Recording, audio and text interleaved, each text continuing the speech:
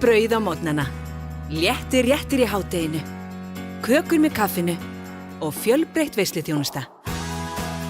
Bakarameistarinn. Rakel, 12 marka tap, hvað getur maður sett í svona leik? Það er eiginlega bara ekki margt hægt að segja. Þetta var eiginlega bara hræðileg leikur, líklega lélegasti leikur sem ég hef tekið þátt í fyrir Íslandshönd. Hvað vantaði í leiknum? Var ekki heilinn, hausinn rétt skoðar á? Jú, ég held það fyrir leik, en það virðist ekki vera að vera í byrjun. Ég skil það ekki, sko, það er búið að vera afslappað æfingum og þeir eru vel undirbúnar og farið yfir þeirra skipulag og okkar skipulag, allt saman á hreinu. Það er bara við mætum lítið leikstak, það var allt félagt. Voru tjekkan eitthvað miklu sterkar og betur stendar en þú vona á í þessum leik? Nei, ég meina, við reiknum bara með þeim 100% eins og það voru. Það er ekkert hægt að mæta í leik og halda að færi eftir að vera á hálfum hraða. En við vorum á hálfum hraða, það er bara þannig. Þetta var bara skemmtilega lélegt og bara skamma sín bara fyrir þessa frammistöðu. Í fyrir hálfleika var nánast eiginlega ekki neitt að ganga upp.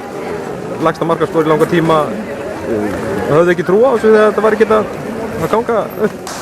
Ég veit ekki, við höfum mikla trú á þessu fyrir verkefni. Ég veit ekki hvort það séum svona fljótar að brotna bara því að gekk illa fyrstu 5 eða 10. Það er náttúrulega skelfilegt ef svo er, að við erum að brotna bara eftir 5 mínútna leik.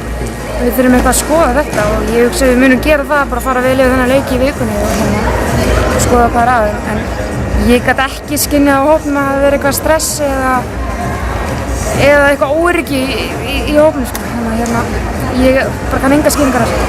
12 mörk fyrir seinni leikinn. Er þetta ekki óvinnandi verk? Þetta er náttúrulega rosa mikið. Við þurfum að vinna með 13 mörkum á útivelli. Það er alveg ljóst að það verður mjög erfitt og krefjandi. En það er samt bara hrein og við förum út með það á markmiði. Við ætlum ekki að sýna aðeins hörmungar sig í dag.